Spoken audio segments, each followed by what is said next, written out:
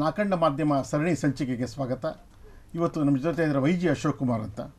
ಇವರು ಹಿರಿಯ ವರದಿಗಾರರು ಹಾಗೂ ಎಲ್ಲ ಪ್ರಕಾರದ ಕೆಲಸ ಮಾಡಿದಂಥವ್ರು. ಇವರು ಹಲವಾರು ಪತ್ರಿಕೆಗಳಲ್ಲಿ ಕೆಲಸ ಮಾಡಿದಂಥವ್ರು, ಈಗಲೂ ಮಾಡ್ತಾನೂ ಇದ್ದಾರೆ. ಇವರು ಪ್ರೆಸ್ ಕ್ಲಬ್ನ ಸ್ವಚ್ಛತೆಗಾಗಿ ಹಲವಾರು ವರ್ಷಗಳಿಂದ ಹೋರಾಟ ಮಾಡ್ತಾ ಬಂದವರು. ನಮಸ್ಕಾರ. ನಮಸ್ಕಾರ. ನಮಸ್ಕಾರ. ತಾವು ಹುಟ್ಟಿ ಬೆಳೆದಿದ್ದಲ್ಲ ಎಲ್ಲಿ ಸರ್ ಇದಂತ? ನಮ್ಮ ತಾಯಿನಾಡು ಕೊಡಗು, ತಂದೆಯವರು ಹಾಸನ, ತಾಯಿಯವರು ಟೀಚರಾಗಿ ಆ ಕಾಲಕ್ಕೆ ಒಂದು ಗ್ರಾಮಾಂತರ ಪ್ರದೇಶದಿಂದ ಬಂದು ಆ ಕಾಲಕ್ಕೆ SLC ಆದವರು. ಅಂದರೆ ಈಗ ಅವ್ರಿಗೆ 88-89 ವರ್ಷ ಅವ್ರಿಗೆ ಇದ್ದಾರೆ, ಆರಾಮಾಗಿದ್ದಾರೆ. ಒಂದು ಆ ಝೀಲೆ ನಮಗೇನು ಅವರು ಕಲಿಸ್ಕೊಟ್ರು ಅಂದರೆ ಒಂದು ಪ್ರಾಮುಖ್ಯತೆ ಸಮಾಜದಲ್ಲಿ. ಎರಡನೇದವರು ಟೀಚರ್ ಆದಾಗ ಅವರ ಶಿಷ್ಯಂದರು ಯಾರು ಅಂದರೆ ಇವತ್ತಿನ ನಟಿಯಾಗಿದ್ದಂಥ ಆರತಿಯವರು. ಆರತಿ ನಮ್ಮ ತಾಯಿಯವರ ಸ್ಟೂಡೆಂಟು. ಹಾಗೆ ಮುತ್ತಪ್ರೈಯವರ ವೈಫು ರೇಖಾ ಮುತ್ತಪ್ರೈ, ಇವರೆಲ್ಲ ಅವರ ಸ್ಟೂಡೆಂಟು.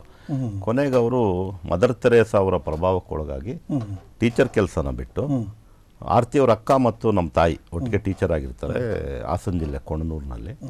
ಅದು ಬಿಟ್ಟು ಬಂದು ಆಮೇಲೆ ಹೆಲ್ತ್ ಡಿಪಾರ್ಟ್ಮೆಂಟ್ ಸೇರ್ತಾರೆ. ಅಲ್ಲಿ ಸ್ಟಾಫ್ ನರ್ಸ್ ಆಗಿ, LHV ಆಗಿ ಡಾಕ್ಟರ್ ಲೆವೆಲ್ವರೆಗೂ ಬರ್ತಾರೆ. ಅವರು ನಮಗೆ ಹೇಳಿಕೊಟ್ಟ ಪಾಠ ಅಲ್ಲಿಂದ ಅದು ಒಂದು ಹಂತ. ಎರಡನೇದು ನಮ್ಮ ಮನೆಯಲ್ಲಿ ಹಳ್ಳಿ ಹುಡುಗರು ಅವರು ಇವರು ಯಾರಿಗೆ ವಿದ್ಯೆ ಇರಲ್ಲ ಮತ್ತು ಗ್ರಾಮಾಂತರ ಪ್ರದೇಶದಿಂದ ಬಂದಂಥವನ್ನ ನಮ್ಮ ತಂದೆ ತಾಯಿ ಇಬ್ಬರೂ ನಮ್ಮ ಮನೆಯಲ್ಲೇ ಇಟ್ಕೊಂಡು ಅವ್ರನ್ನ ಸಾಕಿ ಎಲ್ಲ ತ್ರಿವಿಧ ದಾಸೋಹ ಆಗಲೇ ಮಾಡಿದರು. ವಿದ್ಯೆ ಮತ್ತು ಅವ್ರಿಗೆ ಕೊಟ್ಟು, ಮತ್ತು ಅವರು ದೊಡ್ಡವರಾದಮೇಲೆ ಅವ್ರಿಗೆ ಕೆಲಸ. ಹೀಗೆ ನಾನು ಬಂದಿದ್ದು. ಅಲ್ಲಿ ಎಲ್ಲ ಮಕ್ಕಳು ಒಂದೇ ಸಮ, ರಾಜ್ಕುಮಾರ್ ಮನೆ ಥರ 25 ಜನನೂ ಕೂತ್ಕೊಂಡು ಒಟ್ಟಿಗೆ ಅಲ್ಲಿ ಅಡುಗೆ ಮಾಡಲಿಕ್ಕೆ ಒಬ್ಬರನ್ನ ಇಟ್ಕೊಂಡಿದ್ರು, ಜೊತೆಗೆ ವಿದ್ಯೆ ಮಾಡಲಿಕ್ಕೆ ಪಾಠ ಮಾಡಲಿಕ್ಕೂ ಒಂದು ಇಟ್ಕೊಂಡಿದ್ರು. ಆವಾಗ ಯಾವ TV ಇಲ್ಲ, ರೇಡಿಯೋ ಸಿದ್ಧಗಂಗಾ ಮಠದ ಥರ ಹೇಳ್ತಾ ಅಲ್ಲ, ಅದೇ ರೀತಿ ಇತ್ತು, ಮನೆಗಳು ಹಾಗೆ ಇತ್ತು.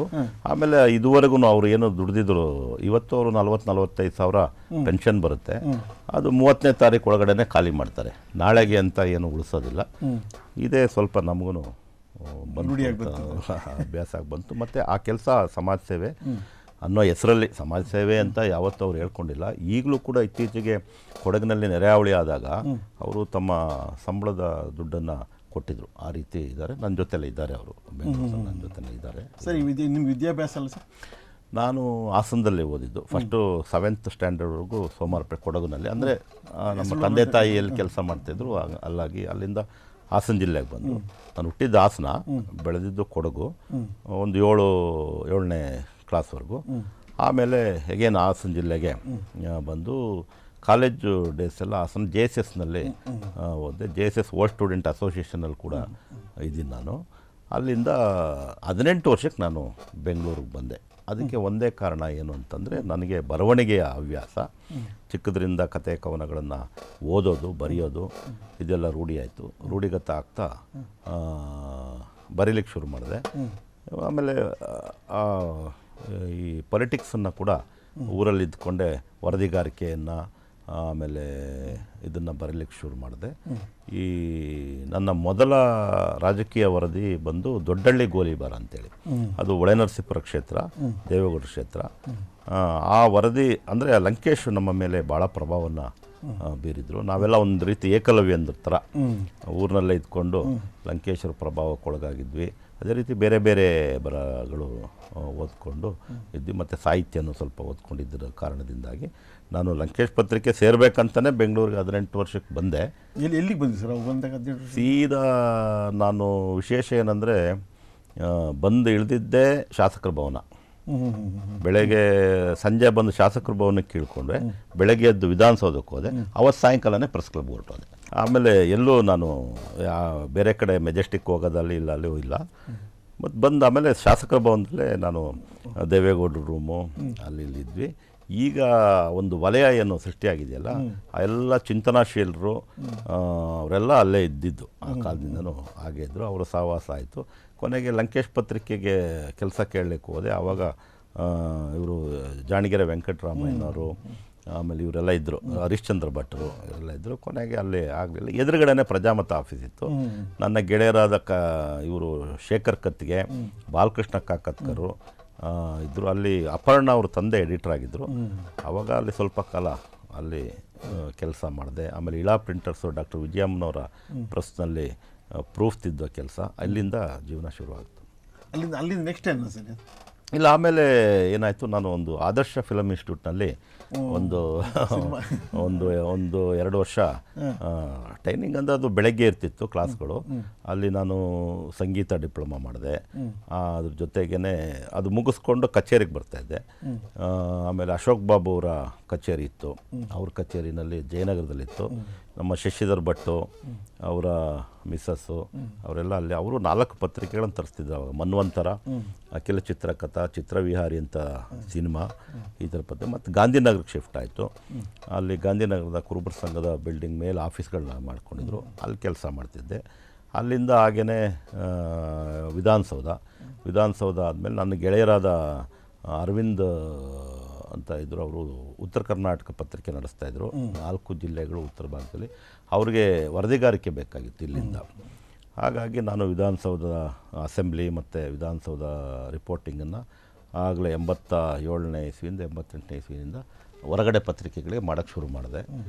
ಅದಾದಮೇಲೆ ನಿಮಗೆ ಗೊತ್ತಿರುವ ಹಾಗೆ ಸಂಜೆ ನುಡಿ ಪತ್ರಿಕೆ ಶುರುವಾಯಿತು 91ರಲ್ಲಿ. ಸಂಜೆ ಪತ್ರಿಕೆ ಅಲ್ಲೊಂದು 7-8 ವರ್ಷ ಅದೊಂದು ಕಾರ್ಖಾನೆ ರೀತಿ ನಡೀತು. ಅದೊಂದು ದೊಡ್ಡ ಅನುಭವ ಅದು. ಸರ್, ಇದು ಆಸೆ ಪಿಕ್ಚರ್ಗೆ ವರ್ಕ್ ಮಾಡುತ್ತೆ ಅಂತ? ಇಲ್ಲ, ಸಿನಿಮಾಗೆ ನಾನು ನನ್ನ ಮ್ಯೂಸಿಕ್ ಆಸಕ್ತಿ, ಸಾಹಿತ್ಯದ ಆಸಕ್ತಿ ಇದ್ದಿದ್ದರಿಂದ ಅಲ್ಲಿ ಸೇರಿಕೊಂಡು ಒಂದು ವರ್ಷ 2 ವರ್ಷ ಅದು ಒಂದು ಕಾರಣಕ್ಕೆ ಡಿಪ್ಲೊಮಾ ಮಾಡಿದೆ. ಸ್ಟುಡಿಯೋಗಳಿಗೂ ಹೋಗಿ ಶುರು ಮಾಡಿದೆ. ಚಾಮುಂಡೇಶ್ವರಿ ಸ್ಟುಡಿಯೋದಲ್ಲಿ ರೆಕಾರ್ಡ್, ಭಾರ್ಗವ ಅವ್ರ ಸಿನಿಮಾ, ರಾಜನ್ ನಾಗೇಂದ್ರ ಅವ್ರ ಸಿನಿಮಾ, ರಾಜ್ಕುಮಾರ್ ಅವ್ರ ಸಿನಿಮಾ ಎಲ್ಲ ರೆಕಾರ್ಡಿಂಗ್ ನಡೀತಾ ಇತ್ತು, ನೋಡ್ತಾ ಇದ್ದು. ಮತ್ತು ಅವರು ರಾಜನ್ ನಾಗೇಂದ್ರ ಅವ್ರ ಹತ್ರ ಒಂದು 6 ತಿಂಗಳು 8 ತಿಂಗಳು ಕೆಲಸನೂ ಮಾಡಿದೆ. ಕೆಲವು ಹಾಡುಗಳಿಗೆ ನಮ್ಮೂರ ರಾಜ, ಕರುಣಾಮಯಿ, ಜನನಾಯಕ ಈ ರೀತಿಯ ಚಿತ್ರಗಳಿಗೆ ಕೋರಸನ್ನು ಮಾಡಿದ್ವಿ. ಅಲ್ಲಿ ಒಂದು ಅಸಿಸ್ಟೆಂಟ್ ಥರ ಅವ್ರ ಹತ್ರ ವರ್ಕ್ ಮಾಡಿದೆ. ಆಮೇಲೆ ಒಂದು ಅರ್ಥ ಆಗಿದ್ದೇನು ಅಂದರೆ, ಇಲ್ಲಿ ನಮಗೆ ಹೊಟ್ಟೆ ತುಂಬಲ್ಲ ಅನ್ನೋದು. ಸೇಮ್ ಪತ್ರಿಕೋದ್ಯಮ ಥರನೇ ಅದನ್ನು, ಆಗಲ್ಲ ಅಂತ. ಅದಲ್ಲ ಅಂಥೇಳಿ ಯಾವಾಗ ಪತ್ರಿಕೋದ್ಯಮ ಸೆಳೆಯಿತು, ಇಲ್ಲಿ ಬರವಣಿಗೆ ಈ ಕಡೆ ಬಂದೆ. ಸಿನಿಮಾ ಬರವಣಿಗೆಗಳನ್ನು ಮಾಡ್ತಾಯಿದ್ದೆ. ಆಮೇಲೆ ರಾಜಕೀಯ ವರದಿಗಳನ್ನು ಮಾಡಲಿಕ್ಕೆ ಶುರು ಮಾಡಿದ್ವು. ಹಾಗಾಗಿ ಈ ದಿಕ್ಕಿಗೆ ನಮ್ಮನ್ನು ಸೆಳ್ಕೊಂಬಂತು. ಆದರೂ ಆವಾಗವಾಗ ಸ್ಟುಡಿಯೋಗಳಿಗೆ ಹೋಗೋದು, ಮಾತಾಡಿಸೋದು, ಸಂದರ್ಶನಗಳನ್ನು ಮಾಡೋದು, ಜೊತೆಗೆ ಬರವಣಿಗೆ ಮಾಡೋದು, ಇವೆಲ್ಲ ಹವ್ಯಾಸ ಇತ್ತು. ಸರ್, ಈಗ ರಾಜನ್ ನಾಗೇಂದ್ರ ಅಂತ ಗೊತ್ತಾಯ್ತು. ರಾಜನ್ ನಾಗೇಂದ್ರ ಮ್ಯೂಸಿಕ್ಕೇ ಬೇರೆ ಥರ ಸರ್. ಅದು ಅಂದರೆ ಹೊಡೆದಿದ್ದೆ ಅದೇ ಒಂದೇ ಮ್ಯೂಸಿಕ್ ಇಲ್ಲ, ಬೇರೆ ಬೇರೆ ತುಂಬ ಇರುವಂಥ. ಕನ್ನಡ ಚಿತ್ರರಂಗದಲ್ಲಿ ರಾಜನ್ ನಾಗೇಂದ್ರ ಅವರು ಒಬ್ಬರೇ 40 ವರ್ಷ ಕನ್ನಡ ಚಿತ್ರರಂಗವನ್ನು ಆಳಿದವರು. ಆ ಕಾಲಕ್ಕೆ T G Lingappa, G K Venkateshu, Rajan Nagendra, M Rangarao, Upendra Kumar, ಇವರು 5 ಜನ ಪಂಚಪಾಂಡವರು. ಬರವಣಿಗೆನಲ್ಲೂ ಅಷ್ಟೇ, ಚಿ ಉದಯಶಂಕರರು, ಆರ್ ಎನ್ ಜಯಗೋಪಾಲ್, ವಿಜಯ ನರಸಿಂಹ ಇವರೇ ಬರ್ತಿದ್ರು. ಆಯಿತಾ, ಈ ಮಟ್ಟಕ್ಕೆ. ಆ ಹಾಡುಗಾರಿಕೆ PBS ಆದಮೇಲೆ ಇವರು ಬರ್ತಿದ್ರು. ಇವ್ರಿಗೆ ಏನಾಯಿತು, ಈಗ ಡಾಕ್ಟರ್ ರಾಜ್ಕುಮಾರ್ ಅವ್ರಿಗೆ ಗಂಧದ ಗುಡಿ 150ನೇ ಸಿನಿಮಾ ಮೊದಲ ಹಾಡು ಕೊಟ್ಟಿದ್ದೆ, ಮೊದಲ ನಾವು ಆಡುವ ನುಡಿಯೇ ಕನ್ನಡ ನುಡಿ ಕೊಟ್ಟಿದ್ದೆ ರಾಜನ್ ನಾಗೇಂದ್ರ. ಎಗೇನ್ ಅವ್ರಿಗೆ ಸಾಂಗೇ ಇಲ್ಲ, ಕನ್ನಡದ ಸಾಂಗೇ ಇಲ್ಲ. ಎಗೇನು ನಿಮಗೆ ಜೇನಿನ ಹೊಳೆಯೋ ಹಾಲಿನ ಮಳೆಯೋ ಕೊಟ್ಟಿದ್ದು ಎಗೇನ್ ರಾಜನ್ ನಾಗೇಂದ್ರನೇ. ರಾಜನ್ ನಾಗೇಂದ್ರ ಹೇಗೆ ಅಂದರೆ ಎಲ್ಲ ಕಡೆ ಸಲ್ಲುವವರು ಅವರೊಬ್ಬರೇ ಮ್ಯೂಸಿಕ್ ಡೈರೆಕ್ಟ್ರು. ರಾಜ್ಕುಮಾರ್ ಅವ್ರಿಗೂ ಅವರೇ ಬೇಕು, ವಿಷ್ಣುವರ್ಧನ್ ಟೀಮ್ಗೂ ಅವರೇ ಬೇಕು, ಭಾರ್ಗವ್ ಅವ್ರಿಗೆ ಅವರೇ ಬೇಕು, KV ಜಯರಾಮು ಯಾವುದು ಕಾದಂಬರಿ ಆಧಾರಿತ ಚಿತ್ರಗಳು ಮಾಡಿ ಅವರೇ ಬೇಕು, ದ್ವಾರಕೀಶ್ಗೆ ಅವರೇ ಬೇಕು. ಹಾಗಾಗಿ ಎಲ್ಲ ಕಡೆ ಅವರೇ ಇರ್ತಿದ್ರು. ಅವರು ಏನಂದರೆ ಸ್ವಲ್ಪ ಈ ಹಿಂದಿಯ ಒಂದು ಸಣ್ಣ ಇದನ್ನು ತಗೊಳ್ಳೋರು. ಆಮೇಲೆ ತಮಿಳಿನಲ್ಲಿ ಮಾಡಿದ್ದಾರೆ, ತೆಲುಗುನಲ್ಲಿ ಮಾಡಿದ್ದಾರೆ, ಎಲ್ಲ ಕಡೆಯೂ ಮಾಡಿದ್ದಾರೆ. ಸುಮಾರು 40-45 ವರ್ಷಗಳು ನಿರಂತರವಾಗಿದ್ದರು. ಹಂಸಲೇಖ ಅವರು ಬರುವವರೆಗೂ ಇವ್ರದ್ದೇ ಓಡ್ತಾಯಿತ್ತು. ಅವರು ಬಂದ ಮೇಲೂ ಒಂದಷ್ಟು ಕಾಲ ಇವ್ರದ್ದೇ ಓಡ್ತು. ಹಂಸಲೇಖ ಬಂದು ಅವರು ಯಾರೇ ನೀನು ಚೆಲುವೆ ಮಾಡಿದ್ರಲ್ಲ, ಅದು ಬರವಣಿಗೆ ಎಲ್ಲ ಮಾಡಿದ್ರು. ಆಮೇಲೆ ಪ್ರೇಮಲೋಕ ಬಂತು, ಪ್ರೇಮಲೋಕ ದೊಡ್ಡ ಹಿಟ್ಟಾಯಿತು. ಇಲ್ಲಿ ಈ ರೀತಿಯ ಇಳೆಯರಾಜ ಒಂದು ಕಡೆ ಬಂದರು, ಉಪೇಂದ್ರ ಕುಮಾರ್ ಅವರು, ಇವರೆಲ್ಲ. ಉಪೇಂದ್ರ ಕುಮಾರ್ ರೆಗ್ಯುಲರು, ಅವರು ರಾಜ್ಕುಮಾರ್ ಮನೆಯಲ್ಲೇ ಇರ್ತಿದ್ರು. ಅವರು ಕ್ಯಾಸೆಟ್ಗಳನ್ನು ಮಾಡೋರು, ಇದನ್ನು ಮಾಡೋರು. ಮೇಯ್ನು ರಾಜನ್ ನಾಗೇಂದ್ರ ಏನಂತಂದರೆ ಎಲ್ಲ ವಲಯಕ್ಕೂ ಸಂಗೀತ, ವಿಷ್ಣುವರ್ಧನ್ ಅವರೇ ಬೇಕು.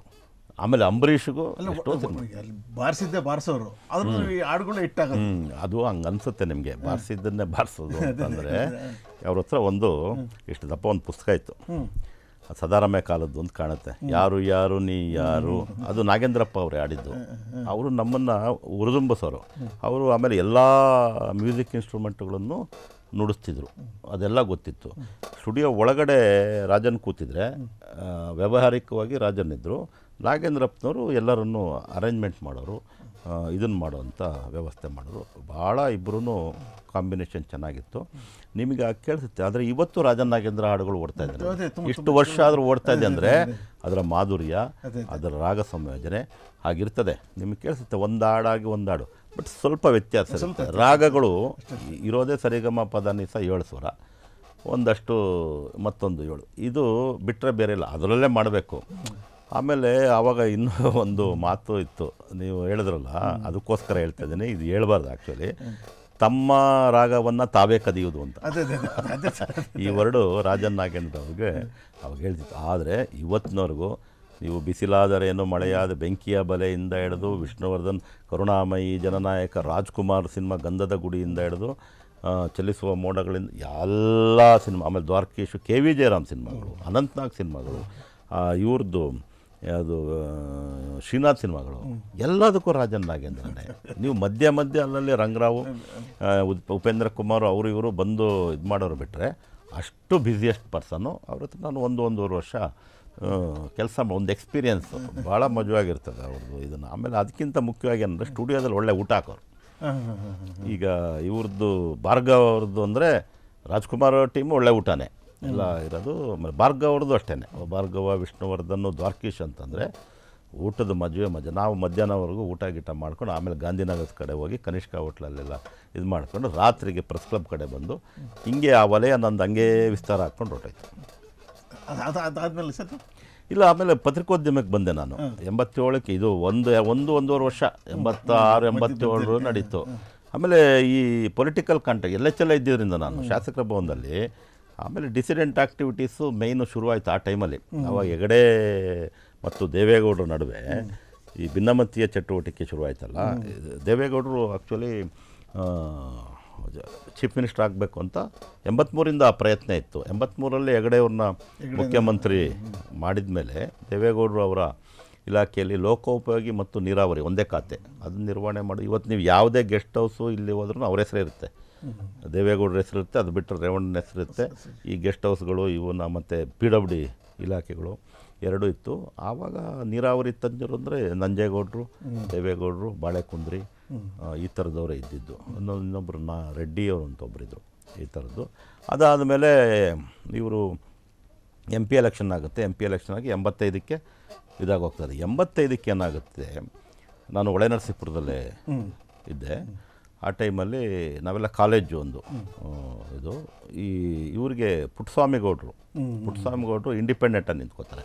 ಅವರು ಕಾಂಗ್ರೆಸ್ ಟಿಕೆಟ್ ಸಿಗಲ್ಲ. ಸಿಂಹ ಗುರುತು ನನ್ನ ಬರವಣಿಗೆ ಆವಾಗಲೇ ಶುರುವಾಯಿತು. ಕಾಡಿನಲ್ಲಿರಬೇಕಾದ ಸಿಂಹ ಊರಿಗೇಕೆ ಬಂತು ಮತ್ತೆ ಹಟ್ಟಿ ಕಾಡಿಗೆ ಅಂತ ಬರೆದ್ಬಿಟ್ಟಿದೆ. ಅದನ್ನು ಮೈಕಲೆಲ್ಲ ಅನೌನ್ಸ್ ಮಾಡಿಬಿಡೋದು. ಅಂದರೆ ನನ್ನ ಮೇಲೆ ತುಂಬ ಪ್ರಭಾವ ಬೀರಿದ್ದು ದೇವೇಗೌಡರು.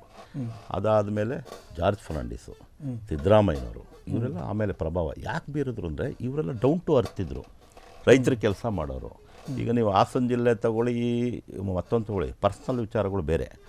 ನೀವು ಕೆಲಸ ಮಾಡೋದ್ರಲ್ಲಿ ವರ್ಕೋಹಾಲಿಕಲ್ಲಿ ರೇವಣ್ಣನೂ ನಂಬರ್ 1, ಕುಮಾರಸ್ವಾಮಿ ನಂಬರ್ 1, ಇವರು ನಂಬರ್ 1. ಇವ್ರನ್ನ ನೋಡಿ ಕೆಲಸ ಕಲ್ತವ್ರು ಇವರೆಲ್ಲ. ಸಿದ್ದರಾಮಯ್ಯನವರಾಗಲಿ, ಮತ್ತೊಬ್ಬ ಆಮೇಲೆ ರಾಚಯ್ಯನವರು, ಬಿ ರಾಚಯ್ಯನವರು, ಸಿದ್ದರಾಮಯ್ಯನವರು ಗುರುಗಳು, BB ನಿಂಗಯ್ಯನವ್ರಿಗೆ ಮಾವ, ಆಯಿತಾ. ಫಸ್ಟು BB ನಿಂಗಯ್ಯ, ಈಗ ಚಿಕ್ಕಮಗಳೂರು ಅವರು ಇವು ನಯನ ಮೊಟ್ಟಮ್ಮ ಗೆದ್ದಿದ್ರಲ್ಲ, ಅವ್ರು ಬಿಟ್ಕೊಟ್ರು ಆ್ಯಕ್ಚುಲಿ ಕಾಂಗ್ರೆಸ್ ಬಂದು. BB ಯಂಗೆಸ್ಟ್ MLA ಆ ಕಾಲಕ್ಕೆ. ಆಮೇಲೆ ಅಖಿಲ ಭಾರತ ಜನತಾದಳದ ಯಂಗೆಸ್ಟ್ ಅಧ್ಯಕ್ಷರವರು. ಇವರೆಲ್ಲ ಹಳ್ಳಿಗೆ ಬರೋರು. ರಾಮಕೃಷ್ಣ ಹೆಗಡೆ, ದೇವೇಗೌಡರು, ಆಮೇಲೆ ವೈಜನಾಥ್ ಪಾಟೀಲ್ ಅಂತಿದ್ರು, ಭಾಳ ದೊಡ್ಡ ಲೀಡ್ರು ಗುಲ್ಬರ್ಗ ಕಡೆ. ಆಮೇಲೆ ಕಾರ್ಮಿಕ ನಾಯಕ ಕಾಂತ, SK ಕಾಂತ ಇದ್ದರು. ಆಮೇಲೆ ಇವರೆಲ್ಲ ಜಾರ್ಜ್ ಫರ್ನಾಂಡಿಸ್ ಇದಕ್ಕೆ ಹೋಗೋದು. ಈ ನಡುವೆ ಎರಡೂ ಕಡೆ ತೂಗಿಸುವಂಥ JH ಪಟೇಲ್ರು ನಮಗೆ ಭಾಳ. ಈಗ ಬೆಳಗಿಂದ ದುಡ್ಕೊಂಡು ಬಂದು ಸಂಜೆ ಒಂದು ಸಿನಿಮಾ ನೋಡ್ತೀವಲ್ಲ, ಅಥವಾ ಒಂದು ಚಿತ್ರಮಂಜರಿಗೆ ಕೇಳ್ತೀವಲ್ಲ, ಆ ಥರ JH ಪಟೇಲ್ರು ಸಂಜೆ ಹೊತ್ತಿಗೆ ಸಿಕ್ಬಿಡೋರು. ಈ JH ಪಟೇಲು, ಅಡುಗೂರು ವಿಶ್ವನಾಥ್, ಇವೆಲ್ಲ ಒಂದೇ ಥರ ಒಂದು ಸ್ವಲ್ಪ ಕ್ಯಾರೆಕ್ಟ್ರು. ಆಮೇಲೆ ಆಸೆ ಬುರುಕರಲ್ಲ. ಜೆ ಎಚ್ ಪಟೇಲರ ಅಂಗಿಗೆ ಜೇಬುಗಳಿರಲಿಲ್ಲ ಅಂತ ಬಂದಿದ್ದೆ ನಾನು. ಅಂದರೆ ಡಾಕ್ಟರ್ ರಾಜ್ಕುಮಾರ್ ಇದ್ದ ಜೋಬುಗಳಿಲ್ಲ, ಕಾಸುಗಳಿಲ್ಲ. ಇವ್ರು ನಾವು ದೇವೇಗೌಡರ ಹತ್ರ, ಪಟೇಲ್ರ ಹತ್ರ ಈಗೆಲ್ಲ ಹಿಂಗೆ ತೆಗೆದು 10,000, 20,000, 50,000 ಲಕ್ಷ ಹಿಂಗೆ ಕೊಡ್ತಾರಲ್ಲ, ಆ ಥರದ್ದು ನೋಡೇ ಇಲ್ಲ ಇವರು. ಎಂತೆಂಥವ್ರು ಜಾರ್ಜ್ ಫರ್ನಾಂಡಿಸನ್ನು ಇವತ್ತು ನೆನೆಸ್ಕೊಂಡಿದ್ದಾರೆ. ಯಾವುದೋ ಕಾರಣಕ್ಕೆ ಅವರ ಮಿಸಸ್ ತೀರ್ಕೊಂಡಿದ್ದಾರೆ. ಆ್ಯಕ್ಚುಲಿ ಜಾರ್ಜ್ ಫರ್ನಾಂಡಿಸ್ ಮಿಸಸ್ ತೀರ್ಕೊಂಡಿದ್ದಾರೆ. ಆ ಕಾರಣಕ್ಕೆ ನಮ್ಮ DP ಸತೀಶ್ ಅಂತ ಒಂದು ಲೇಖನ ಬರೆದು ಓದ್ತಾ ಇದ್ದೆ, ಹಿರಿಯ ಪತ್ರಕರ್ತರು.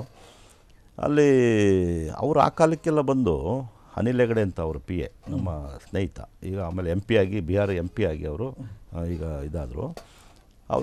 ಅವರೇ ಅಡುಗೆ ಮಾಡೋರು. ಜಾರ್ಜ್ ಫರ್ನಾಂಡಿಸು ಅಡುಗೆ ಮಾಡಿ ಸಿದ್ದರಾಮಯ್ಯನವರು ಇವರಿಗೆಲ್ಲ ಬಡಿಸೋರು ಮೀನೂಟನ. ಅಂಥ ಟೈಮು ಪಟೇಲ್ರಿಗೆಲ್ಲ ಆ ಥರದ್ದು ಮಜಾ. ನಮಗಿದೆಲ್ಲ ಇಂಟ್ರೆಸ್ಟು. ಆಮೇಲೆ ಇವರು ಮಾತುಕತೆ ಹಂಗಿರೋದು ಇವ್ರದ್ದೆಲ್ಲ. ಹಾಗಾಗಿ ಯಾಕೆ ಇವತ್ತು ನಾವು ದೇವೇಗೌಡರನ್ನ ಅವರು ವೈಯಕ್ತಿಕ ವಿಚಾರವಾಗಲಿ ಮತ್ತೊಂದಾಗಲಿ, ಆಮೇಲೆ 62ನೇ ಇಸ್ವಿಗೆ ಅವರು MLA ಆದವರು ಮುಖ್ಯಮಂತ್ರಿ ಆಗಲಿಕ್ಕೆ 95ನೇವರೆಗೂ ಕಾಯಬೇಕಾಯಿತು. 94 ಡಿಸೆಂಬರ್ 11ನೇ ತಾರೀಕು ಬಿಡಿ, ಡಿಸೆಂಬರ್ ಬಿಟ್ಟರೆ 95 ಎಷ್ಟು ವರ್ಷಕ್ಕಾದರು. ಆಮೇಲೆ 67ಕ್ಕೆ MP ಆದವರು ಯಾರು, ಸಮಾಜವಾದಿ ಪಾರ್ಟಿಯಿಂದ JH ಪಟೇಲರು. ಪ್ರಾದೇಶಿಕ ಭಾಷೆಯಲ್ಲಿ ಪ್ರಥಮ ಬಾರಿಗೆ ಪಾರ್ಲಿಮೆಂಟಲ್ಲಿ ಮಾತಾಡಿದವರು ಪಟೇಲರು. ಅವರು ಮುಖ್ಯಮಂತ್ರಿ ಆಗೋಕ್ಕೆ ದೇವೇಗೌಡರು ಆದಮೇಲೆ ಅವಧಿ ಕಾಯಬೇಕಾಯಿತು. ಬಟ್ ಅವಧಿ ಏನಾಯಿತು ಅಂದರೆ, ಈ 88ರ ಅವಧಿ ಏನಾಯಿತು, ಈ ಡಿಸಿಡೆಂಟ್ ಆಕ್ಟಿವಿಟೀಸ್ ಆಗಿದ್ದು ಕಾರಣ, 2 ಕಾರಣಕ್ಕೆ. ಒಂದು, ಹೆಗಡೆಯವರ ಉತ್ತುಂಗ ಸ್ಥಿತಿಗೆ ಹೊರಟು 83ರಲ್ಲಿ ಸ್ವಲ್ಪ ಇದಿತ್ತು, 85 ಉತ್ತುಂಗ ಸ್ಥಿತಿಗೆ ಹೊರಟೋದ್ರು ಅವರು. ಆ ಟೈಮಲ್ಲಿ ಎಲ್ಲ ಅವ್ರ ಜೊತೆಗೆ ರಘುಪತಿ, ಆಳ್ವ, ಅವ್ರದ್ದೇ ಒಂದು ವಲಯ. ಎರಡನೇದು, ದೇವೇಗೌಡರಿಗೆ ಮೈನ್ ಇದೇನು ಹಿನ್ನಡೆ ಏನು ಅಂತಂದರೆ ನೈಟ್ ಲೈಫ್ ಇಲ್ಲ. ಹೆಗಡೆಯವ್ರಿಗೆ ನೈಟ್ ಲೈಫ್ ಇದೆ, JH ಪಟೇಲ್ ನೈಟ್ ಲೈಫ್ ಇದೆ. ಈ ಉತ್ತರ ಕರ್ನಾಟಕ ಭಾಗದ ಇದಾರಲ್ಲ, ಮೊನ್ನೆ ಅದು ಯಾರೋ ಭಾಸ್ಕರ್ ರಾವ್ ಮಾಜಿ ಮಾತಾಡ್ತಿದ್ದು ಕೇಳಿದೆ, ಉತ್ತರ ಕರ್ನಾಟಕದ MLAಗಳು ಅಲ್ಲಿ ಏನು ಮಾಡಲ್ಲ ಕೆಲಸ, ಎಲ್ಲ ಬಂದು ಇಲ್ಲಿ ಸದಾಶಿವನಗರದಲ್ಲಿ ಮನೆ ಮಾಡ್ಕೊಂಡು ಮಜಾ ಮಾಡ್ತಿರ್ತಾರೆ ಅಂತ. ಆ ಕಾಲಕ್ಕೆ ಮನೆಯಲ್ಲ ಎಲ್ಲ ಬಸ್ಸಲ್ಲಿ ಬರ್ತಿದ್ರು. ಈ ಕೊಡಗಿನಲ್ಲಿ 5-6 ಸಲ ಗೆದ್ದವರು, ಮಂಗಳೂರಲ್ಲಿ ಗೆದ್ದವರು, ಸದಾನಂದ ಗೌಡ, ಇವರೆಲ್ಲ ಬಸ್ ಹತ್ಬಿಟ್ಟು ಬೆಳಗ್ಗೆ ಬಂದು ಇಲ್ಲಿ ಅವ್ರನ್ನ ಪಿಕಪ್ ಮಾಡೋಕ್ಕೆ ಮೆಜೆಸ್ಟಿಕ್ಗೆ ಒಂದು ಮಿನಿ ಬಸ್ ಹೋಗೋದು. ಆ್ಯಕ್ಚುಲಿ ಮೆಜೆಸ್ಟಿಕ್ ಬಂದಿರೋದು, ಆಮೇಲೆ LHವರೆಗೇ ಬಸ್ ಬಿಡಬೇಕು ಅಂತ ಆಯಿತು. ಬಸ್ಸಲ್ಲಿ ಬಂದು ಇಳಿದು ಒಂದು ಇದನ್ನು ಇಟ್ಕೊಂಬಿಟ್ಟು ಬ್ಯಾಗ್ ಹಿಡ್ಕೊಂಡು ನಡ್ಕೊಂಬರೋರು. ನಿಮಗೆ ಇನ್ನೊಂದು ಹೇಳ್ತೀನಿ, ಈ ಮೂಡಿಗೆರೆ MLA ಕುಮಾರಸ್ವಾಮಿ ಅಂತ ಗೆದ್ದು ಅವ್ನು ಮೇಷ್ಟ್ರಾಗಿದ್ರು. ಅವನು ವಿಧಾನಸೌಧದೊಳಗಡೆ ಬಿಡಲಿಲ್ಲ. JDS ಅಧ್ಯಕ್ಷರಾಗಿದ್ದರು. ಆ ಕುಮಾರಸ್ವಾಮಿ ಅಲ್ಲ, ಈ BJP ಕುಮಾರಸ್ವಾಮಿ. BJPಯಿಂದ ಬಟ್ಟೆ ಹರ್ಕೊಂಡು ಮೊನ್ನೆ ಓಡಾಡಿದ್ರಲ್ಲ, ಸೋತ್ರಲ್ಲ, ಕೂಳ್ಗಿದ್ರಲ್ಲ, ಆಯಪ್ಪನು MLA ಥರನೇ ಕಾಣಲ್ಲ. ಅವರು ಸುಳ್ಯದಲ್ಲಿ ಒಬ್ಬರು ಹಂಗಾರ BJPಲಿ ಇದ್ದಾರೆ. BJPಲಿ 60% ಒಳ್ಳೆಯವರಿದ್ದಾರೆ. ಒಳ್ಳೆಯವರು ಅಂತಂದರೆ ಪ್ರಾಮಾಣಿಕರಿದ್ದರು.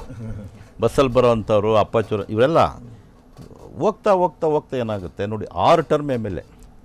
ಅಂಗಾರ ಅನ್ನೋ ಒಬ್ಬ ವ್ಯಕ್ತಿ ಸುಳ್ಯದಲ್ಲಿ ಅವರೇ ವಾಲಂಟಿಯರಾಗಿ ಹಿಂದೆ ಹೋಗ್ಬಿಟ್ರು. ಈಗ ಒಂದ್ಸಲ ಎಲ್ಲ ಮಂತ್ರಿ ಮಾಡಿದ್ರು. ಅಪ್ಪಚ್ಚು ರಂಜನ್ 6-7 ಸಲ MLA, 5-6 ಸಲ MLA, ಈಗ ಸೋತರು ಅವರು. ಈ ಕುಮಾರಸ್ವಾಮಿ ವಿಧಾನಸೌಧದೊಳಗಡೆ ಬಿಡಲಿಲ್ಲ. ನಾನು MLA ಕಂಡ್ರಪ್ಪ ಅಂತ ಎದೆ ಹೊಡ್ಕೊಂಡ. ಆಮೇಲೆ ಸ್ವೀಟ್ ಬಾಕ್ಸ್ ತಂದು ಎಲ್ಲರೂ ಕೊಟ್ಟು ಕೊನೆಗೆ ಏನಾಯಿತು ಇವರು ಲೈಫ್ ಅಂದರೆ ಈ ಮೇಂಟೈನ್ ಮಾಡೋದು ಭಾಳ ಕಷ್ಟ. ಈಗ CT ರವಿ, ಸುನೀಲ್ ಕುಮಾರು ಇಂಥವರೆಲ್ಲ ಚಿಕ್ಕಮಂಗ್ಳೂರು ಸುಮ್ಮನೆ ಓಡಾಡ್ಕೊಂಡಿದ್ರು, ಈಗ ದೊಡ್ಡ ಲೀಡರ್ಗಳಾಗಿದ್ದಾರೆ. ಅಂದರೆ ಅವ್ರನ್ನ ಸಂಘಟನೆ ಇದು ಬೆಳೆಸುತ್ತೆ. ಈ 87ರಲ್ಲಿ ಏನಾಯಿತು, ಇದು ದೇವೇಗೌಡರು ಅಂದರೆ ಹೆಗಡೆಯವರ ಉತ್ತುಂಗ ಕೊಟ್ಟಾಯಿತು. ಇದೇ ರವೀಂದ್ರ ರೇಷ್ಮೆ ಅವರು ಲಂಕೇಶ್ ಪತ್ರಿಕೆಯಲ್ಲಿ ಬೇಕಾದಷ್ಟು ವರದಿಗಳನ್ನು ಬರೆದ್ರು, ಬೇರೆಯವರು ಬರೆದ್ರು. ನಮ್ಮ ದತ್ತ ಅವರು ಇದನ್ನೆಲ್ಲ ಒದಗಿಸ್ತಿದ್ರು. ಏನೇನು ಬೇಕು ನಮಗೆ ಪತ್ರಕರ್ತರಿಗೆ ಏನೇನು ಬೇಕು ಅದನ್ನು ಒದಗಿಸೋರು. ಆಮೇಲೆ ವಿಶೇಷ ಏನಂದರೆ, ಹೆಗಡೆಯವರು ಟೆಲಿಫೋನ್ ಕದ್ದಾಲಿಕೆ ಹಗರಣ, ಆಮೇಲೆ ಬಾಟ್ಲಿಂಗ್ ಹಗರಣ, ಆಮೇಲೆ ರೇವಜಿತ್ತು ಹಗರಣ. ರೇವಜಿತ್ತು ಅನ್ನೋದು ಅವರ ಮೊಮ್ಮಕ್ಕಳು, ಅವರ ಹೆಸರಲ್ಲಿ ಒಂದು ಇದು ಮಾಡಿದ್ರು ಅಂತೇಳಿ ಇವೆಲ್ಲ ಸೇರ್ಕೊಂತು. ಅದು ಬೇಕೋ ಬೇಡವೋ ಏನೋ ಅಂತ. ಆಮೇಲೆ ಅವರು ಡೆಲ್ಲಿನಲ್ಲಿ 2ನೇ ಮದುವೆ ಆಗಿ ಅವರೊಬ್ಬರಿದ್ದರು, ಅವರ ವೈಫ್, ಅವ್ರಿಗೆ ಇಬ್ಬರು ಮಕ್ಕಳು, ಅವಳಿ ಜೋಳಿ ಮಕ್ಕಳಿದ್ರು. ಇದೆಲ್ಲ ಒಂದು ಗುಸುಗುಸು ಒಳಗಡೆ. ಡ್ಯಾನ್ಸ್ ಇಲ್ಲಲ್ಲ ಸರ್, ಹೆಸರುಘಟ್ಟ ಇದ್ದಿದ್ದಲ್ಲ ಅವ್ರದ್ದು. ಹೆಸರುಘಟ್ಟಲ್ಲಿ ಯಾವ ಬಂದು ಪ್ರತಿಮಾ ಬೇಡಿ, ಇನ್ನೊಬ್ಬ ಪ್ರತಿಭಾ ಪ್ರಾಹ್ಲಾದ್ ಅಂತ. ಪ್ರತಿಭಾ ಪ್ರಾಹ್ಲಾದ್ ಆಕೆನೂ ಡ್ಯಾನ್ಸರೇ. ಅವ್ರಿಗೂ ಹೆಚ್ಚು ಕಮ್ಮಿ ಒಂದು 18-20 ವರ್ಷ ಡಿಫ್ರೆನ್ಸ್ ಇರಬೇಕು. ಈಗಲೂ ಅವರು ಡ್ಯಾನ್ಸರ್ ಇದ್ದಾರೆ. ಕೊನೆಗೆ ಅವ್ರಿಗೆ ಇವರು ನಿವೇದನೆ ಮಾಡ್ಕೋತಾರೆ, ಪ್ರತಿಭಾ ಪ್ರಾಹ್ಲಾದ್ ನಿವೇದನೆ ಮಾಡಿಕೊಂಡು ಅವರು ಮದುವೆ ಆಗ್ತಾರೆ. ಅವ್ರಿಗೆ ಅವಳಿ ಜವಳಿ ಮಕ್ಕಳಾಗ್ತವೆ. ಈಗ ದೊಡ್ಡವರಾಗಿದ್ದಾರೆ, ಅವರು ಇದ್ದಾರೆ. ಅವರ ಜೊತೆಲೇ ಇರ್ತಿದ್ರು ಇವರು ಇದೆಲ್ಲ. ಮತ್ತು ಇಲ್ಲಿ ಅವ್ರಿಗೆ ಭರತ್ತು ಮಕ್ಕಳು, ಕೃತಿಕಾ ಅಂತ ಮನೆ ಅದಿದ್ರು. ಬಟ್ ಅಲ್ಲೇನಾಯಿತು, ಅವರ ಓವರ್ ಅಂದರೆ ಆ ಸಮಯ ಇದೆಯಲ್ಲ 83ರಿಂದ 87 ಈ ಅವಧಿ ಸುವರ್ಣಯುಗ. ಈ ಸುವರ್ಣಯುಗ ಮತ್ತೆ ಬಂದಿದ್ದು ನಿಮಗೆ 95 ದೇವೇಗೌಡರು ಬಂದ ಮೇಲೆ. ಆಮೇಲೆ ಇರಲಿಲ್ಲ. ಬಂಗಾರಪ್ಪನವ್ರು ಬಂದು ಸ್ಕೀಮ್ಗಳು ಹಾಕಿದ್ರು. ಆರ್ಭಟ, ಯಾಕೆಂದರೆ 169 ಸೀಟು ಬಂದ್ಬಿಡ್ತು. ಇವರು ಕಚ್ಚಾಟಿನ ಬಂದಿತ್ತಲ್ಲ, ಹಾಗಾಗಿ ಪ್ರಾಬ್ಲಮ್ ಆಯಿತು. ಈ ಅವಧಿ ಯಾಕೆ ಸುವರ್ಣಯುಗ ಅಂದರೆ ಗ್ರಾಮೀಣಾಭಿವೃದ್ಧಿ ಆಯಿತಾ, ಪಂಚಾಯತ್ ರಾಜು ಮೊದಲು ಆಗಿದ್ದೇ ಇಲ್ಲಿ ಕರ್ನಾಟಕದಲ್ಲಿ. ಆಮೇಲೆ ರಾಜೀವ್ ಗಾಂಧಿಯವರು ಇಡೀ ದೇಶಕ್ಕೆ ವಿಸ್ತಾರ ಆಗೋದು. ನೀವು ಯಾವುದೇ ಸ್ಕೀಮ್ ಆಗಲಿ, ಯಾವುದೇ ಸಂಘಟನೆ ಆಗಲಿ, ಯಾವುದೇ ಹೋರಾಟಗಳಾಗಲಿ ಶುರುವಾಗದೆ ಕರ್ನಾಟಕದಿಂದ, ಆಮೇಲೆ ಅದು ದೇಶವ್ಯಾಪಿ. ನಂಜುಂಡಸ್ವಾಮಿಯವರು ಹೋರಾಟ, ಅವರು ನೋಡಿ, ಇದು ಗುಂಡ್ಲುಪೇಟೆ ನಾಗರತ್ನಂನವರು ಮೊದಲ ಮಹಿಳಾ ಸ್ಪೀಕರ್, 7 ಟರ್ಮ್ MLA ಅವರು, 7 ಟರ್ಮ್. ಅವರ ಶಿಷ್ಯ ಇವರು. ಅವರು ಕಾಂಗ್ರೆಸ್ಸು, ಇವರು ಜನತಾ ಪರಿವಾರ ಆಯಿತಾ. ಅವ್ರ ವಿರುದ್ಧ ಹೇಗೆ ಎಲೆಕ್ಷನ್ ನಿಲ್ಲಕ್ಕಾಗುತ್ತೆ? ಅದಕ್ಕೆ ಇವರು MLC. ನಜೀರ್ ಸಾಹೇಬ್ರನ್ನ ಮುಖ್ಯಮಂತ್ರಿ ಮಾಡಬೇಕು ಅಂತ ಆ ಕಾಲಕ್ಕೆ ನೀವು ಜನತಾ ಪಕ್ಷ ಅಧಿಕಾರಕ್ಕೆ ಬರಬೇಕಂದ್ರೆ ನೋಡಿ, 1978 58 ಸೀಟ್ ತಗೊಂಡಿದ್ದಾರೆ ಜನತಾ ಪಾರ್ಟಿ. 83 ಭಾಳ ಇಂಪ್ರೂವ್ ಇಲ್ಲ, ಕೇವಲ 5 ಸ್ಥಾನಗಳು ಜಾಸ್ತಿ, 63 ಸ್ಥಾನ ಬರ್ತದೆ ಆಯಿತಾ. BJP 18 ಬರುತ್ತೆ. ಆಮೇಲೆ ಕ್ರಾಂತಿರಂಗ ಇವರೆಲ್ಲ ಸೇರಿ ಅವರೊಂದು 33 ಬರ್ತಾರೆ. ಇವು 3 ಸೇರಿ ಪಕ್ಷ ಮಾಡೋದು. ಇದನ್ನು ಮೇಂಟೈನ್ ಮಾಡೋದು ಯಾರು? BJP ಜೊತೆ ಹೋಗಲಿಕ್ಕೆ ದೇವೇಗೌಡರ ಕೈಲಿ ಆಗಲ್ಲ. ಅವ್ರು ಮೇಂಟೈನ್ ಮಾಡೋಕ್ಕೆ ಒಬ್ಬರು ಇವ್ರು ನ್ಯಾಷನಲ್ ಜನರಲ್ ಸೆಕ್ರೆಟರಿ ಬಂದು ರಾಮಕೃಷ್ಣ ಹೆಗಡೆ ಅವರು, ದೇವೇಗೌಡರು ಇಲ್ಲಿ ಪ್ರೆಸಿಡೆಂಟು. ಇವರು ಒಂದು ಲಿಸ್ಟ್ ಮಾಡ್ತಾರೆ, ಯಾರ್ಯಾರಿಗೆ ಟಿಕೆಟ್ ಕೊಡಬೇಕು ಅದನ್ನು. ಈ ಲಿಸ್ಟನ್ನು ಆಲ್ಮೋಸ್ಟು ಬದಲಾವಣೆ ಮಾಡಿಬಿಡ್ತಾರೆ ರಾಮಕೃಷ್ಣ ಹೆಗಡೆ ಅವರು, ನ್ಯಾಷನಲ್ ಜನರಲ್ ಸೆಕ್ರೆಟರಿ. ಅಲ್ಲಿ ಪ್ರೆಸಿಡೆಂಟು ಚಂದ್ರಶೇಖರ್. ಬದಲಾವಣೆ ಮಾಡಿ ಅವ್ರಿಗೆ ಯಾರ್ಯಾರು ಬೇಕು ಅದನ್ನೆಲ್ಲ ಆ ಉತ್ತರ ಕರ್ನಾಟಕ ಭಾಗದಲ್ಲಿ. ಹಾಗಾಗಿ ಒಂದಷ್ಟು ಜನ ಗೆಲ್ತಾರೆ, ಒಂದಷ್ಟು ಜನ ಸೋಲ್ತಾರೆ. 83 BJP 18 ಸ್ಥಾನ ಬರಲಿಕ್ಕೆ ಕಾರಣ ಸನ್ಮಾನ್ಯ ರಾಮಕೃಷ್ಣ ಹೆಗಡೆ ಅವರೇ. ಹೇಗೆ ಕಾರಣ ಅಂತಂದರೆ, ಅವರು ಅಷ್ಟು ಅವ್ರನ್ನ ಬುದ್ಧಿವಂತರು ಅಂತ ಹೇಳ್ತಾಯಿದ್ರು. ಲಂಕೇಶ್ವರು ಅವ್ರನ್ನ ಗುಳ್ಳೆನರಿ ಅಂತ ಬರೆಯೋರು ಆಯಿತಾ. 2 ಅಂದರೆ ಚಾಣಕ್ಯತನೂ ಇತ್ತು, ಬುದ್ಧಿವಂತಿಕೆ ಇತ್ತು, ಎಲ್ಲ ಇತ್ತು, ಸೇವಾ ಮನೋಭಾವನೂ ಇತ್ತು. ಇವಾಗಿನ ರಾಜಕಾರಣಿಗಳು ಒಬ್ಬ MLA ಮಾಡ್ತಾನಲ್ಲ, ಅಷ್ಟನ್ನು ಒಬ್ಬರು ಮುಖ್ಯಮಂತ್ರಿಯಾಗಿ ಅವ್ರೇನು ಮಾಡಿರಲಿಲ್ಲ. ಅವರಾಗಲಿ ಬಂಗಾರಪ್ಪನವರಾಗಲಿ ಏನಿಲ್ಲ. ಬಂಗಾರಪ್ಪನವರೆಲ್ಲ ಸಾಯೋ ಟೈಮಲ್ಲಿ ಏನಿರಲಿಲ್ಲ ಬಿಡಿ, ಅವ್ರದ್ದು ಸಾಲಗಾರರಾಗಿ ಹೊರಟೋದ್ರು ಅವರೆಲ್ಲ. ಈಗಿನ ಲೆಕ್ಕಾಕರು ಏನಿಲ್ಲ. ಆ ಅವಧಿ ಆಯ್ತಲ್ಲ, ಆವಾಗ ಆ ಕಾರಣಕ್ಕೆ ಇದನ್ನು ಮ್ಯಾನೇಜ್ ಮಾಡೋದು ಹೆಂಗೆ ಸರ್ಕಾರನ.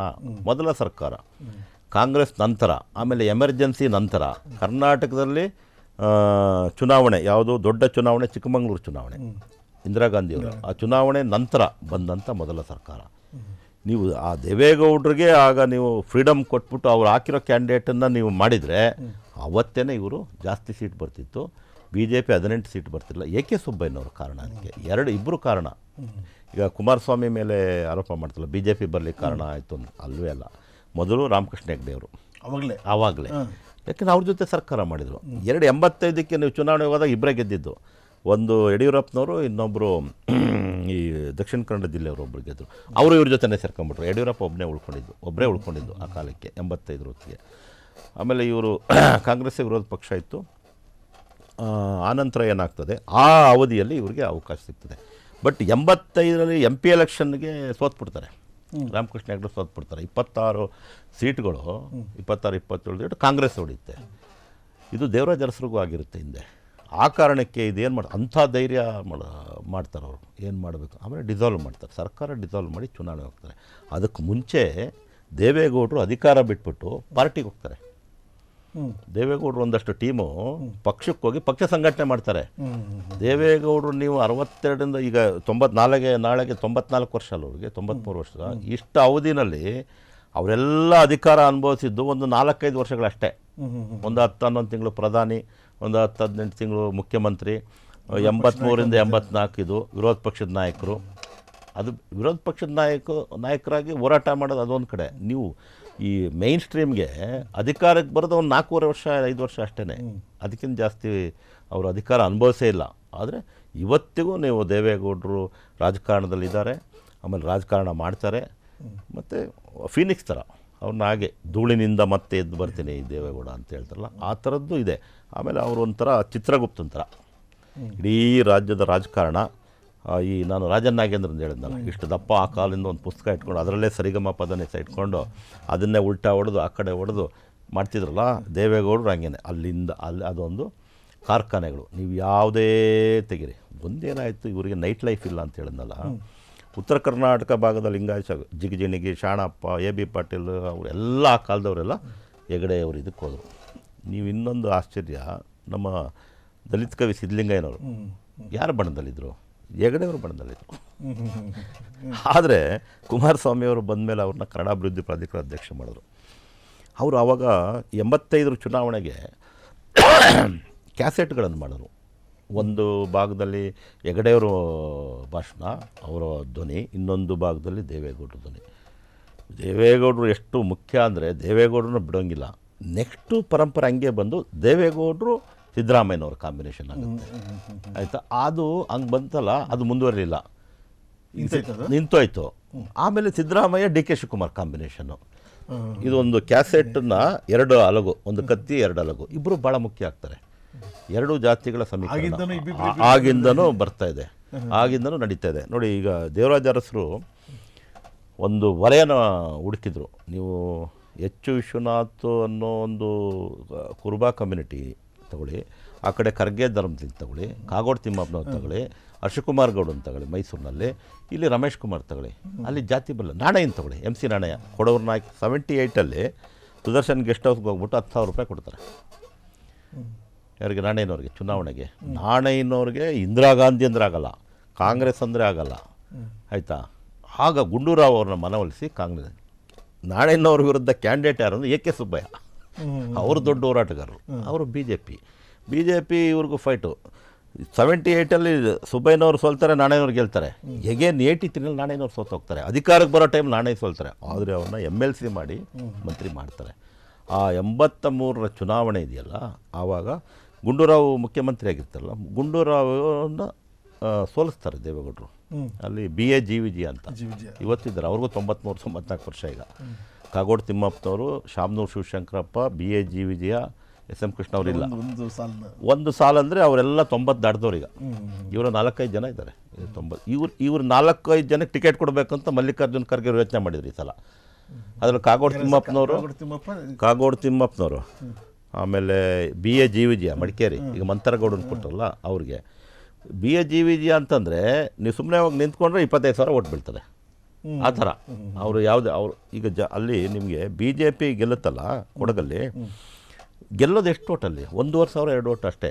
ಅಪೋಸಿಟ್ ಯಾರು? ಜನತಾದಳ, ನಾಟ್ ಕಾಂಗ್ರೆಸ್. ಈ ಬಾರಿ ಆಗಿದೆ ಅದು. ಈ ಬಾರಿ ನೀವು ಆ್ಯಕ್ಚುಲಿ ನೀವು ಅರಕಲಗೂಡು ಮಂಜು ಅವ್ರ ಮಗನೇ ಮಂತಾರಗೌಡ. ಮಂತಾರ ಅಂದರೆ ಮಂಜು ತಾರ ಅಂತ ತುಂಬ ಜನಕ್ಕೆ ಗೊತ್ತಿಲ್ಲ. ಮಂಜು ಅಪ್ಪನ ಹೆಸರು, ತಾರ. ಆಮೇಲೆ ಅವ್ರ ತಾಯಿ ಮನೆ ಕೊಡಗು, ಅವ್ರ ಅಜ್ಜಿ ಕಾಫಿನಾಡ್ನವರು, ಅವ್ರ ಅಜ್ಜಿ ಹೆಸರು ಇತ್ತು. ಆ ಕೊನೆಗಳಿಗೆಲ್ಲ ಆತನ ಟಿಕೆಟ್ ಕೊಟ್ಟರು. ಅವರು ದಳದಿಂದ ಕೊಡಬೇಕು ಅಂತ ಇದ್ದಿದ್ದು ಅವ್ರಿಗೆ, ಗೆಲ್ಲೋ ಇದು ಇತ್ತಂತ. ಆ ಕಾರಣಕ್ಕೆ ಇದಾಯಿತು. ಈಗ ಇವರೆಲ್ಲ ಬಂದಿದ್ದಾರೆ. ಈ ಕಾಂಬಿನೇಷನ್ನು ಆವಾಗಿಂದ ನಡೀತಾ ಬರ್ತಾರೆ. ಅಲ್ಲ, ಅದು ರಾಜಕೀಯದ ಕಾಂಬಿನೇಷನ್ನು. ನೀವು ಎಲ್ಲೇ ಇರಲಿ ನೋಡಿ, ಈಗ ಸಿನಿಮಾದಲ್ಲಿ ಶೋಲೆ ಸಿನಿಮಾ ಬಂತು, ಅಮಿತಾಬ್ ಬಚ್ಚನ್, ಧರ್ಮೇಂದ್ರ, 2 ಇವು. ಆಮೇಲೆ ಇವೆಲ್ಲೂ 2 ಸೇರಲ್ಲ. ಅಂದರೆ ದೇವರಾಜ ಅರಸರು ಇವ್ರನ್ನೆಲ್ಲ ಗುರುತಿಸಿದ್ರು, ಒಂದು 70-80 ಜನನ, ಇನ್ಕ್ಲೂಡಿಂಗ್ ಗುಂಡೂರಾವ್ ಆಲ್ಸೋ. ಗುಂಡೂರಾವ್ ಏನಾಗಿದ್ರು? ಯೂತ್ ಮಿನಿಸ್ಟರ್ ಅಷ್ಟೇ. ನೆಕ್ಸ್ಟು ಈ ವಲಯಕ್ಕೆ ಹೋದ್ಮೇಲೆ ಯಾವಾಗ ನೀವು ದೇವರಾಜ ಅರಸರೇ ಕರ್ಕೊಂಬಂದು ಚಿಕ್ಕಮಗಳೂರಿಗೆ ನಿಲ್ಲಿಸಿದ್ರು, ಇಂದಿರಾ ಗಾಂಧಿ ಅವ್ರನ್ನ ನಿಲ್ಲಿಸಿದ್ರು. ಆವಾಗ ಇಡೀ ದೇಶ ಇಲ್ಲ ಈ ಕಡೆ ಗಮನ ಹರಿಸಿ. ಇಡೀ ದೇಶ ಚಿಕ್ಕಮಗಳೂರಲ್ಲಿರೋದು. ನಾವಿನ್ನೂ ಸಣ್ಣ ಹುಡುಗರು ಏನು ಕುತೂಹಲ ನಮಗೆ, ಏನು ಇದು ಇಂದಿರಾ ಗಾಂಧಿ ಬಂದು ನೋಡಿ, ಮೊನ್ನೆ ಬಳ್ಳಾರಿಗೆ ಸುಷ್ಮಾ ಸ್ವರಾಜ್ ಬರಲಿಲ್ವಾ, ಸೋನಿಯಾ ಗಾಂಧಿ ಅವರು ಬರಲಿಲ್ವಾ, ಏನಾಯಿತು? ಇತಿಹಾಸವನ್ನು ಸೃಷ್ಟಿಸುವುದೇ ಕರ್ನಾಟಕ. ನೀವು ಎಲ್ಲ ಚಳುವಳಿಗಳು ಹುಟ್ಟಿದ್ದು ಕರ್ನಾಟಕ. ಬಂಡಾಯ, ದಲಿತ, ರೈತ, ರಾಜಕೀಯ ನೋಡಿ. ಆಗ ನೋಡಿದ್ರೆ ಸಿದ್ದರಾಮಯ್ಯನವರು ಅದೃಷ್ಟವನ್ನು ನಂಬದಂತಹ ಅದೃಷ್ಟವಂತ ರಾಜಕಾರಣಿ. ಅವ್ರು ಯಾವಂಥ ದೊಡ್ಡ ಚಳವಳಿಗಳಲ್ಲಿ ಯಾವುದೂ ಭಾಗವಹಿಸಿಲ್ಲ ನೋಡಿ. ಇವರೆಲ್ಲ 78ಕ್ಕೆ ಬಂದವರು. ವಿಶ್ವನಾಥ್, ರಮೇಶ್ ಕುಮಾರು. ಅಲ್ಲಿ ಜಾತಿ ಇರಲಿಲ್ಲ ಆವಾಗ. ಇವತ್ತು ರಾಜಕಾರಣ ಜಾತಿಯಲ್ಲಿ ಮುಳುಗಿ ಸಾಯ್ತಾ ಇದೆ, ನಲುಗೋಗಿದೆ. ಆವತ್ತು ಆಗಿದೆ ದೇವರಾಜರು ಬರೀ ಬ್ಯಾಕ್ವರ್ಡ್ ಕ್ಲಾಸ್ಗೆ ಕೊಡ್ಬೋದಾಯ್ತು. ಹುಣಸೂರು ಯಾಕೆ ವಿಶ್ವನಾಥ್ ಕೊಟ್ಟರು ಅಂದರೆ ಪಕ್ಕದ ಕ್ಷೇತ್ರ ಇವ್ರದ್ದು. ಕೆ ಆರ್ ನಗರಕ್ಕೆ ಯಾಕೆ ಕೊಟ್ಟರು? ಪಕ್ಕದ ಕ್ಷೇತ್ರ. ಶಾಮನೂರು ಶಿವಶಂಕರಪ್ಪನವ್ರನ್ನ ಕರ್ಕೊಂಬಂದ್ರಂತೆ ಒಂದು ದಿವಸ ವಿಶ್ವನಾಥ್, ಸರ್ ಇವ್ರಿಗೆ ಟಿಕೆಟ್ ಕೊಡಬೇಕು ಅಂತೇಳಿ. ಆಮೇಲೆ ಹೌದಾ ಅಂಥೇಳಿ ಆಚೆ ಕಳಿಸ್ಬಿಟ್ಟು ನೀನು ಬಾಯಿಲಿಂದ ಹೊರಗಡೆ ಕರೆದ್ರಂತೆ ವಿಶ್ವನಾಥ್ಗೆ. ಕರೆದ್ಬಿಟ್ಟು ರಾಜಕಾರಣದಲ್ಲಿ ಕೆಲಸ ಮಾಡೋರು ಇರಬೇಕು, ಇವರು ವಾಣಿಜ್ಯೋದ್ಯಮಿಗಳು, ಇವರನ್ನು ನೀವು ಉಪಯೋಗಿಸ್ಕೋಬೇಕು ರಾಜಕಾರಣಕ್ಕೆ ಅಂತೇಳಿ. ಆಮೇಲೆ ಟಿಕೆಟ್ ಕೊಡಲಿಲ್ಲ ಅವರು, ಇದು ಮಾಡಿದರು. ಆಮೇಲೆ ಅವ್ರು ಬಂದರು, ಟಿಕೆಟ್ ತಗೊಂಡ್ರು. ಪರ್ಮನೆಂಟ್ ಖಜಾಂಚಿ ನೋಡಿ ಅವರು.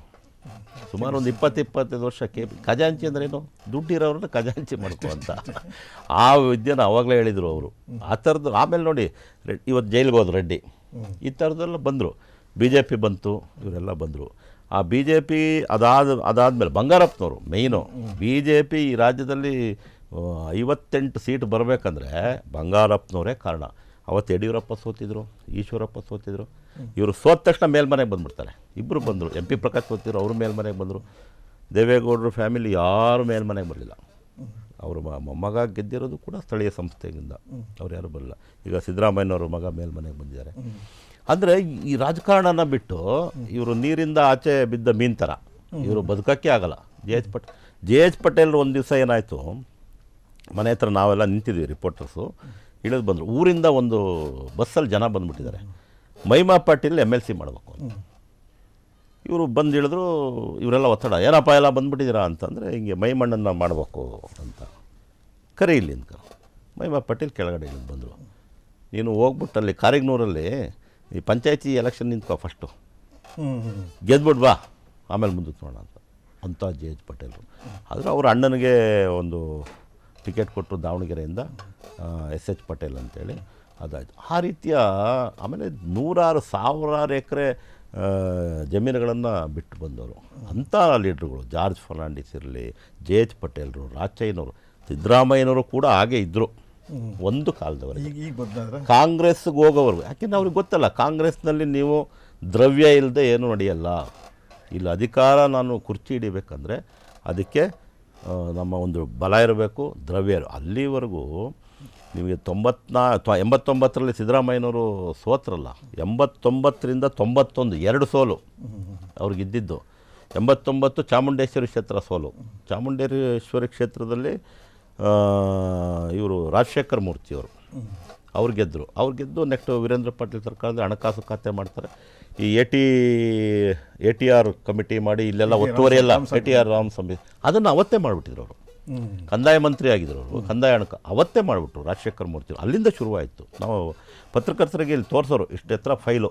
ಈ ಕರ್ನಾಟಕದಲ್ಲಿ ಎಷ್ಟು ಇದು ಆ್ಯಕ್ಚುಲಿ ಲಕ್ಷ್ಮಣರಾವ್ ಕಮಿಟಿ ಪ್ರಕಾರ ಬೆಂಗಳೂರಿನಲ್ಲಿ 437-450 ಕೆರೆಗಳಿರಬೇಕು. ಎಲ್ಲೋದು ಅವೆಲ್ಲ ಕೆರೆಗಳು? BJP ಬರೋವರೆಗೂ ಆ ಕೆರೆಗಳೆಲ್ಲ ಇದ್ವು. ನೀವು ಯಾರೇ ನೋಡಿ, ಯಾವುದೇ ಏರಿಯಾ ತಗೊಳ್ಳಿ, ಆ ಕಡೆ ಯಲಹಂಕ ನೋಡಿ, ಈ ಕಡೆ ಇದು ನೋಡಿ, ಯಾವ ಇದು ಇಲ್ಲ. ಈಗೆಲ್ಲೋ ಅಲ್ಲಿ ನೀರು ತುಂಬ್ತದೆ, ಮಳೆ ಬಂದರೆ ಮತ್ತೊಂದಾಗುತ್ತೆ, ಇನ್ನೇನೋ ಏರಿಯಾದಲ್ಲಿ ಇದೆಲ್ಲ ಆಗುತ್ತೆ, ಕಾಲುವೆಗಳ ಮೇಲೆಲ್ಲ ಕಟ್ಕೊಂಬಿಟ್ಟು ಎಲ್ಲಿ ಉದ್ಧಾರ ಆಗುತ್ತೆ. ಈಗ ಆ ಕಮಿಟಿ ರಿಪೋರ್ಟು ಇದೆ, ಹಳೆ ರಿಪೋರ್ಟು ಇದೆ, ಅವೆಲ್ಲ ಇದಿದೆ. ಆ ಬೆಂಗಳೂರು ಉದ್ಧಾರದ ಕನಸನ್ನು ಆ್ಯಕ್ಚುಲಿ ಆವಾಗ ಕಂಡಿದ್ದೇ ದೇವೇಗೌಡರು ಮತ್ತು ಪಟೇಲರು. ಈ ಮೇಲ್ಸೇತುವೆಗಳು ಇವು ಎಲ್ಲ ಶಂಕರ್ನಾಗು ಅನಂತ್ನಾಗು ಇದ್ದಿದ್ದು ಜನತಾ ಪರಿವಾರದಲ್ಲೇ. ಅವರು ಕಾಂಗ್ರೆಸ್ ಅಲ್ಲ, ಆ ಐಡಿಯಾಗಳು ಅವ್ರದ್ದೆಲ್ಲ ಅಲ್ಲಿಂದ ಬಂದು ಅಲ್ಲೆಲ್ಲ ಅವ್ರ ಹೆಸರುಗಳು ಇದ್ರ ಮೇಲೆ ಇಲ್ಲದೆ ಇರ್ಬೋದು. ಬಟ್ ಆ ಥರ ಶಂಕುಸ್ಥಾಪನೆ ಪಟೇಲರು ನಿಮಗೆ ನೋಡಲಿಕ್ಕೆ ಆ ಥರ ಕಂಡ್ರೂ ಅವರು ಆಳದಲ್ಲಿ ಭಾಳ ಸಾಧನೆ ಮಾಡುವಂತಹ, ಈ ರಾಜ್ಯವನ್ನು ಒಳ್ಳೆಯ ಸ್ಥಿತಿಗೆ ತಗೊಂಡು ಹೋಗುವಂಥ ಈ ಕನಸುಗಳೆಲ್ಲ ಇದ್ದವು. ಇದುವರೆಗೂ ತಮ್ಮೆಲ್ಲ ಬಂದು ನಮ್ಮ ಜೊತೆ ಎಲ್ಲ ಹಂಚ್ಕೊಂಡು ಥ್ಯಾಂಕ್ ಯು. ನೆಕ್ಸ್ಟ್ ಮುಂದುವರ್ಸ ನೆಕ್ಸ್ಟ್ ಎಪಿಸೋಡಲ್ಲಿ ಕಂಟಿನ್ಯೂ ಮಾಡಿ. Thank you.